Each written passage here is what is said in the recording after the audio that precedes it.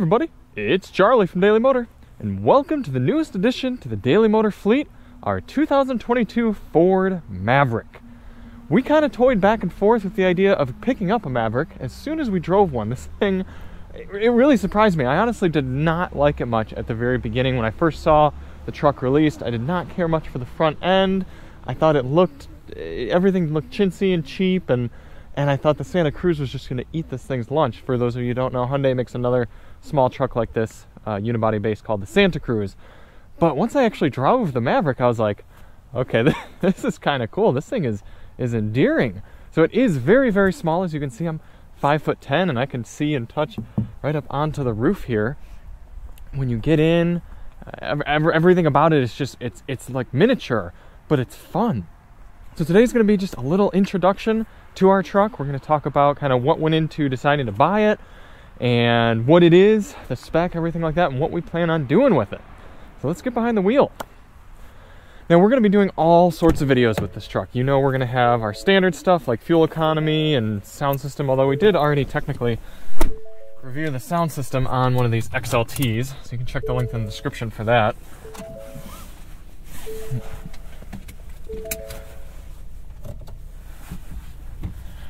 But we're also going to be doing a lot of fun stuff with this truck, like comparing it against other trucks, using it in the real world for towing and putting things in the bed, and testing its limits, if you will. We've already taken it off-road, which is pretty neat, through some snow, and it actually handled really darn well. And right now we're actually heading out to go meet Christopher Brower and his F-150 Tremor press car. We're going to go do some truck stuff. In this case, picking up some desks for Daily Motor HQ. We're going to put them in the back of our trucks and see kind of how they perform. And then either tomorrow or Wednesday, we're going to shoot a comparison on the two trucks too, and kind of talk about the difference between a full-size truck, the F-150, and Ford's little mini option here, the Maverick.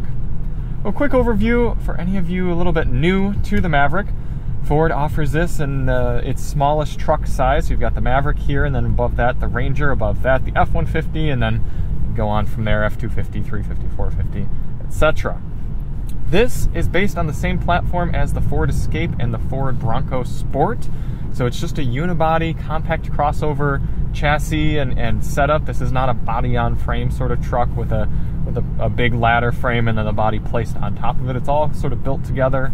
And that makes for a much more accessible, kind of everyday, comfortable, and practical truck. And for us, that was appealing. I don't do a lot of hardcore truck type stuff. Every now and again, I do tow a vehicle or tow some toys or something, or put some things in a truck bed. But it's rare that I would need full-size truck capabilities for just about any of that. The only thing I could see is towing our race car long distances, and to be honest, it's not too hard to either rent something, or I'm fortunate enough in the case to be able to just either use the Towfirst 4Runner or get a press vehicle that can do that towing. But this size of vehicle made a lot more sense for all the littler type truck things we do. So Alyssa's really into gardening. She can use it for picking up garden supplies, or putting dirt in the back, or mulch, or weeds, or moving trees around. It's small enough where she can kind of put it in our yard and drive it around certain places that might not really be able to easily maneuver with a truck, a full-size truck. That is, this is a truck. Gosh darn it! And I'm gonna appreciate having a full-size hitch on the back for moving my motorcycles around. Those of you who know I've got the Honda Grom. That's gonna be great in the back. I mean, a Honda Grom and a Ford Maverick, that's kind of a perfect pairing right here. I'm really excited to do that. I can pull snowmobiles, I can pull light cars, utility trailers. If we were to get to something like a jet ski, do something like that too.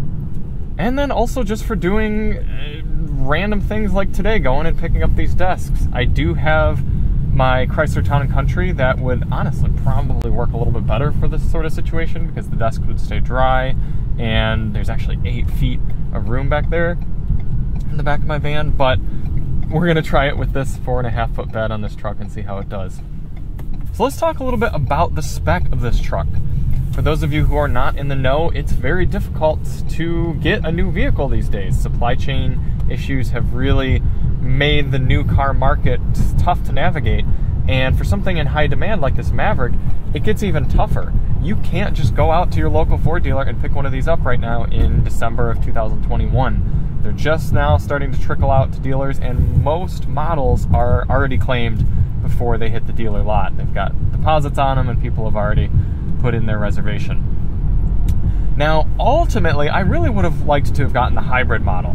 The hybrid comes front-wheel drive only. It's actually a little bit cheaper than the 2-liter turbo model, but those are just about impossible to get. Ford had to wait a little longer for EPA approval to actually sell them, and you can't even order one until 2023 model year. They are booked way up.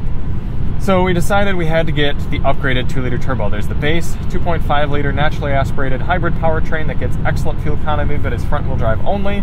And then there's this 2-liter turbocharged motor paired up to either front-wheel drive or all-wheel drive. In this case, we have all-wheel drive, making about 250 horsepower and about 276 pound-feet of torque. Very healthy numbers and allows for a really smooth daily driving experience. So I said these things were really hard to get, and that is true. We did not have an order in on one, and I called a lot of different Ford dealers and was doing a lot of searching around on Ford's inventory and other websites like Auto Trader, trying to find dealers that might have one, but pretty much everyone said, no, it's already accounted for, that shouldn't be listed on the website, it's already gone, things like that. It wasn't until I was up in northern Michigan, right after we had sold our Tesla, and I was like, you know what, I should just see if any of the dealers around here happen to have any Mavericks. Maybe we could check one out, maybe they would be able to buy one or something. I checked around the local dealers. The only one that had one was Matt LaFontaine Ford up in Charlevoix, Michigan. It's about 45 minutes away from our place up in Harbor Springs.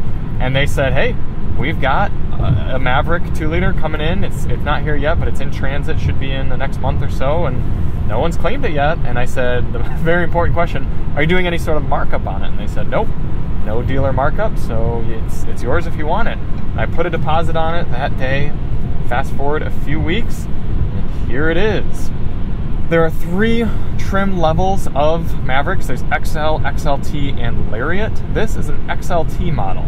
Now, on each of those models, I actually don't know about the XL, but at least on XLT and Lariat, you can get a luxury package that adds a certain bit of features, things like heated seats, proximity key, heated steering wheel.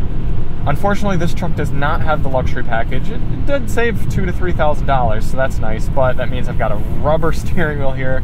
I don't know how Christopher Brower is going to feel about that. Non-heated cloth seats, which I actually don't really mind too much. Since they're cloth, they don't really get that cold. You don't have that satisfying feeling of your heated seat on, but I'd actually probably prefer to have heated steering wheel over heated seats. No proxy key, just got good old-fashioned switchblade manual key in here. But other than that, the XLT package kind of provides what you need. I would have been totally fine with an XL, except Ford pulled a really bonehead move. Well, I mean, maybe it was smart from their perspective, actually, because they were able to upsell people up into the XLT easier, but the base XL model does not have cruise control as an option at all. And cruise control is a must for me. We do a lot of highway driving, and I had to have cruise control. So, had to step up to an XLT. That gets you this pretty funky interior as well, though. Nice, cool orange accents. You've got automatic climate control, a decent infotainment with Apple CarPlay and Android Auto support, 6-speaker sound system, some fun utility aspects of the bed, which we'll see in more videos here in the future. And overall, just makes the truck pretty livable. At the end of the day, the cruise control is the most important. Would I like to have some of the features from the Lariat Luxury? Absolutely. If I spent 35 grand or so, I could have a truck with the 8-speaker B&O audio system. I'd have a heated seat, heated steering wheel, a more robust infotainment system. But honestly, I've so far been fine with this stuff. I've got 400 miles on the truck, and it's been a very functional and satisfying interior. On top of the XLT trim, we also have the FX4 off-road package. That's getting us some skid plates underneath, an upgraded 4-wheel drive system, some tow hooks right out front, and just a little bit more of a meaty look. We also have the 4K tow package. So that was the must-have for me. I was like, if we're not going to get the hybrid, then I've got to get the 4K tow package, because the hybrid model only has a 2,000 pound tow rating. Still could have used that for the motorcycles, for some utility trailers, some light towing, but the 4,000 pound tow package, now that allows me to actually do quite a bit of stuff. And really, for local type things, you could tow a car on a trailer if you were being careful, if you loaded it up properly and didn't have to go up any high steep hills or anything like that. I mean, that's a pretty usable amount of towing capability. With that 4K tow package, and probably with the FX4 as well, you do have to have all-wheel drive. So we had to pay some more for getting all-wheel drive, had to pay some for the 4K tow package. On top of that, Matt LaFontaine optioned the manual sliding rear window, some rugged all-weather floor mats, and I think that's about it. This Area 51 paint is a no-cost option. I don't mind it. I think I'm kind of indifferent about the color, but Alyssa really likes it. I know some other people have liked it as well. You also notice, thanks to that blind spot monitor right there, that we have the Ford, I think it's Copilot 360 on here. So that gets us active lane keeping, a very, very mild active lane keeping, mind you, as well as the blind spot monitoring and some automatic emergency braking, some cross-traffic alert, some nice safety features that, honestly, if I'm forking out money for a new car, they're kind of must-haves for me. I know a safe driver would be plenty fine without them, but why not? If you're paying all this money for a new truck, why not get the active safety features? And what if something happens and the car can actually stop faster than you can? I'm glad they optioned that. So that's our truck. All in, sticker price was $29,720. It's just a hair under $30,000, and we're really happy with that. This is a truck that Alyssa and I think we're going to have for a while. I mean, we planned on having the Tesla for a while too, but with the crazy numbers we were able to sell it for, it was kind of, we just kind of had to sell it. It kind of didn't make any sense to keep it when we could get as much money for it as we did, and we really got a lot of use out of it. We do plan on getting a lot of use out of this too, and I don't know, maybe if values are still really high in a year, we'll flip it, but the payment's more manageable, and I think we're really going to enjoy having it around as a utility vehicle. I really do. It might even possibly replace the Town and Country. I don't know. There are definitely some people pulling for that, but we'll see what happens. So what are our immediate plans with the truck? Well, unfortunately, it did not come with any sort of bed liner. I'm glad it didn't have a drop-in bed liner, but I would have liked a sprayed-in bed liner. So we're going to reach out to some bed liner companies. If you or anyone you know has a bed lining company and would like to sponsor a bed liner on a new 2022 Ford Maverick, let me know, admin@thedailymotor.com, or hit me up in the comments. So we're going to get the spray and bed liner put in. We're also going to get some sort of tonneau cover. I want to get a soft roll-up tonneau cover to kind of maximize our use of the bed, because if you get a hard fold-up tonneau cover, then it can block how much you can put in your bed. What else? I want to get one of those mountain bike tailgate cover protection things so that I can kind of just put a mountain bike over it and have over the tailgate, because it won't fit all the way in the bed of the truck, and have the tailgate be protected there. What else? Like I said, plan on doing some comparison videos and probably some more in-depth sort of reviews on life with the Maverick. We're going to do live drives. We're going to do some more kind of in-depth interior functional type videos and exterior functional type videos, some shorts and road trips and towing, all sorts of fun things. I'm really looking forward to this truck. After 400 miles in the seat, do I have any complaints? My only complaint so far is that the fan speed, even on one, the fan blowers are too loud. I know that sounds super, super petty, but I'm of the opinion that when you have HVAC on just one level fan speed, you shouldn't even hear the fan.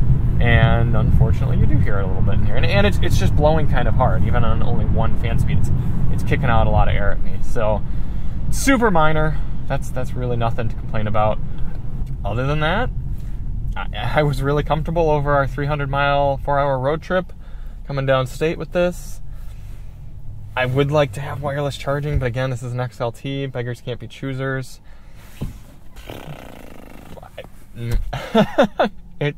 I'm really coming up short. I've been pretty happy with it.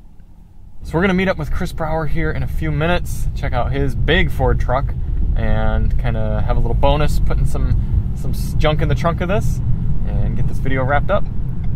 Here we are doing truck stuff with Ford's littlest truck and one of Ford's biggest, at least full-size trucks. And it's brown.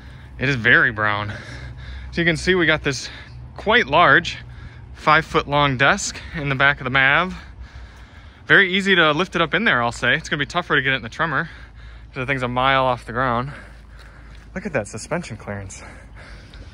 With the Maverick, all set and ready to go, and you can see we've got the bed, tailgate, up in its kind of halfway position right there. Just gonna allow it to kind of keep the desk in, and it doesn't look like it's coming up against the window. I think we are good to roll. Wrapping up our, well, technically just the first part of our day of truck stuff with the double trucks, Ford's big boy and its little boy. You can see the F-150 tremor with its, this must only be a 5-foot bed because these desks are 5 feet, and they do not quite fit in there. Maybe they would if it didn't have a liner in it, because it was very, very close. But we got the 5-foot bed and the tremor filled up with these desks, and you can see, just like in the Maverick, we have kind of up in this utility position, which kind of gives some, keeps the desks kind of pushed in there. And of course, everyone's favorite tie-down Ethernet cable, just in case Chris gets a little happy with the go pedal and decides to floor this. Is it 450 horse? I don't think it's that much. I think no? It's like 400. But this tremor is sick. But you can see we're also here with Mini Truck, and it is pulling its weight as well. No pun intended. We don't have a bed liner in it yet, as I mentioned, so got some blankets down to keep the paint from scratching. 400 even. Really? It's only 400? 400. And the insides, we have both trucks filled up with drawers and monitors and all sorts of goodies. So, taking the Daily Motor HQ to the next level for 2022. Exactly. We are always improving for you. Thank you, Ford, for helping us upgrade our office. Yeah. And the very spacious area of the rear of the F-150 filled up with drawers as well. Cool. Well, this is what we're excited for, having the Maverick, doing truck things. And it's cool seeing it next to another truck. And to be honest, I mean, it was not that much more we could do with the F-150 with its shorter bed as we can with the Maverick. We're excited about the Maverick. We hope you are too. If there's anything you'd like to know or see for the time that we have the Maverick, let us know in the comments. You know we're gonna have all of our videos coming. And at the end of the day, as you can see, it is a truck. You can do truck things, and we're excited for it. Thank you all so much for watching. We'll see you on the next one. I'm Charlie from Daily Motor, and as always, drive on.